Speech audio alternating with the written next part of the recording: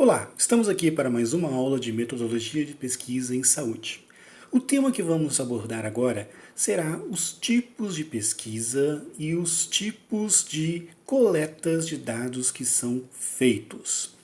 Uma vez então que você tem definido a sua população e sua amostra, que você caracteriza a sua amostra, é preciso pensar como que a gente vai trabalhar com esta amostragem, o que a gente quer coletar.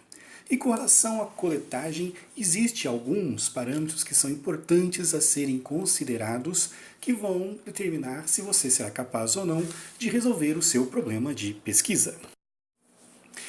Para tanto, o objetivo de nossa aula de hoje é ampliar a compreensão sobre os tipos de pesquisa, conhecer as formas de coletar os dados e refletir sobre o caminho a percorrer no seu projeto de pesquisa, pois certamente vocês terão que fazer uma coleta de dados e saber exatamente o que vocês pretendem coletar com esses dados e o que eles podem significar para vocês durante a etapa de pesquisa. Na área da saúde, basicamente, como que a pesquisa funciona? Coleta de dados, análise dos dados e as afirmações generalizadas, do qual o que está na amostra terá que representar a população. Tanto a questão da coleta e análise dos dados depende muito de como você vai se organizar para fazer sua pesquisa e como você pretende construir o seu método de pesquisa, sendo estas etapas cruciais para o bom desenvolvimento do seu trabalho. Esquematicamente, quais são os tipos de pesquisa que nós temos? Muito bem, você vai ter então uma amostra. Essa amostra você observa algumas coisas e terá que fazer alguma coisa. Aplicação de questionário, coleta de informações, algum tipo de intervenção específica, enfim, seja o que for. Para esta amostragem, você vai ter que fazer uma ação de pesquisa, o que está marcado com um círculo dourado com a letra A no centro. Como que pode ser essa pesquisa? Observe o círculo vermelho. Se você quer fazer uma ação somente no presente, coletando dados ou conhecendo os aspectos importantes somente naquele exato momento de intervenção, o seu estudo é chamado de corte transversal. É o que está no esquema em verde, com a letra vermelha. Agora, se você pretende fazer alguma coisa que queira saber dados do passado, usando documentos do passado como prontuário, por exemplo, o seu estudo será então um estudo retrospectivo. Os estudos podem ser também visando o futuro, só que com uma pequena diferença. Se você pretende fazer apenas uma intervenção pontual, trata-se de um estudo prospectivo. Agora, se você quer fazer várias intervenções, mensurações e coletas de dados ao longo de um tempo maior, em que, no caso, você terá que fazer 3 ou 4 ou mais intervenções, o seu estudo passa a ser um estudo longitudinal. Ainda há uma particularidade com relação a esse estudo. Você pode fazer uma população de controle para verificar se o que você está fazendo de intervenção no grupo estudo pode resultar em ações que podem ser ao acaso ou não. Para saber se será ao acaso ou não, você terá que observar também o que acontece no grupo controle, que não sofre nenhum tipo de intervenção.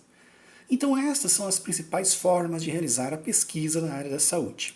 Reflita bem e veja qual é a forma que você pretende trabalhar. Uma vez que você opta pelo seu tipo de estudo, você vai ter que saber os tipos de dados que você vai ter que trabalhar. E os dados são importantes no que diz respeito à sua interpretação e compreensão. Geralmente você vai deparar com uma lista de informações, lista de números, tabelas do Excel com várias informações que, olhando de uma forma superficial, é de difícil interpretação.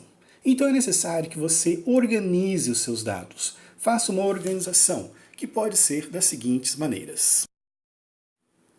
Os dados coletados podem ser dados qualitativos ou categóricos.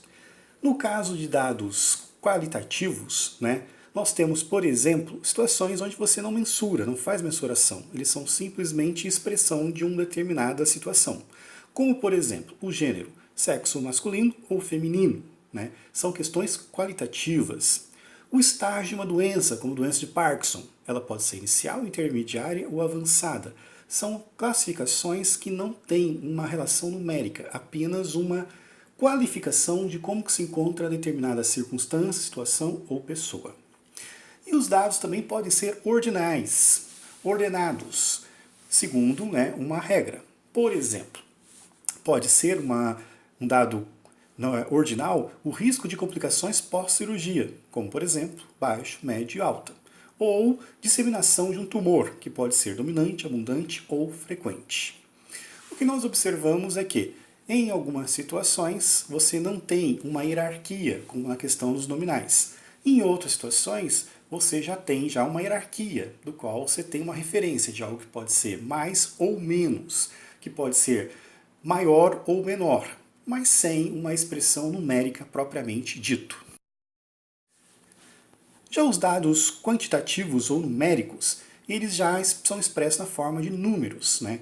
E podem ser de duas formas. Eles podem ser discretos, né? Onde é a simples contagem do número e ele não tem uma unidade de referência que o classifique, como por exemplo, número de nódulos endometriais fora da cavidade uterina para o diagnóstico da endometriose.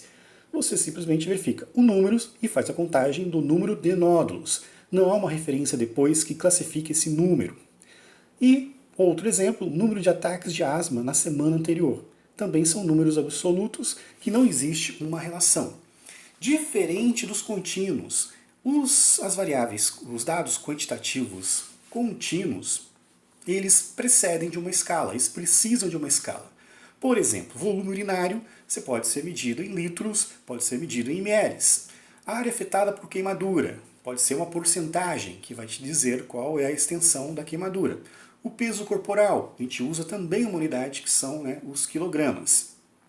Então, no caso das variáveis contínuas, sempre há necessidade de uma unidade para dar uma dimensão do número e o quanto ele representa, diferente da situação dos discretos, onde os números são simplesmente absolutos, sem nenhuma referência associados a ele.